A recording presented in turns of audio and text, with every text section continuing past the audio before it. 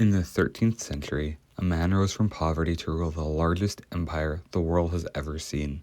He was feared across continents. Cities surrendered at the mere mention of his name. But who was he really? A ruthless conqueror or a brilliant strategist who reshaped history? This is the story of Genghis Khan. Genghis Khan wasn't born into power. Around 1162 AD, he entered the world as a Temujin, the son of a minor tribal leader in the harsh Mongolian steppe. His early life was anything but royal. When Temujin was just 9 years old, his father was poisoned by a rival tribe. Without protection, his family was abandoned, left to starve in the wilderness. At one point, he even killed his own half-brother in a dispute over food. It was a brutal act, but it revealed something important about him. Survival came first. In a land ruled by royalty and betrayal, Temujin learned quickly, trust no one and fear nothing. As a young man, Temujin began building alliances and destroying enemies. He didn't rely on noble birth. Instead, he rewarded loyalty and skill. Even former enemies could rise in his ranks if they proved themselves loyal to him. This was revolutionary. Step by step, battle by battle, Genghis Khan united the fractured Mongol tribes.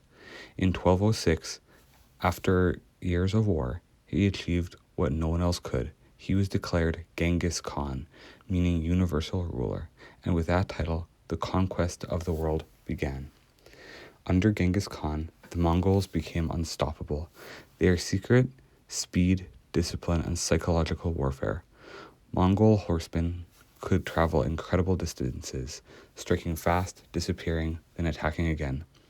They used tactics far ahead of their time, feigned retreats, coordinated attacks, and intelligence networks. When cities resisted, the consequences were devastating. Entire populations were wiped out. The message was clear: surrender or face destruction. But Genghis Khan wasn't just a destroyer. He also built systems that connected his empire. Trade routes were protected, religious tolerance was encouraged, laws were standardized, and this helped create stability across vast regions that he controlled. At his height, the Mongol Empire stretched from China to Eastern Europe. No empire has grown so vast so quickly. So who was Genghis Khan really? To some, he was a ruthless killer responsible for millions of deaths. To others, he was a visionary leader who united cultures and opened global trade. He promoted people based on merit, not birth. He protected ambassadors and valued diplomacy. He even outlawed the kidnapping of women, which was common at the time. He was a contradiction. Brutal yet strategic, destructive yet unifying. In 1227, Genghis Khan died under mysterious circumstances. His burial site remains unknown to this day, hidden somewhere in Mongolia. But his legacy didn't disappear.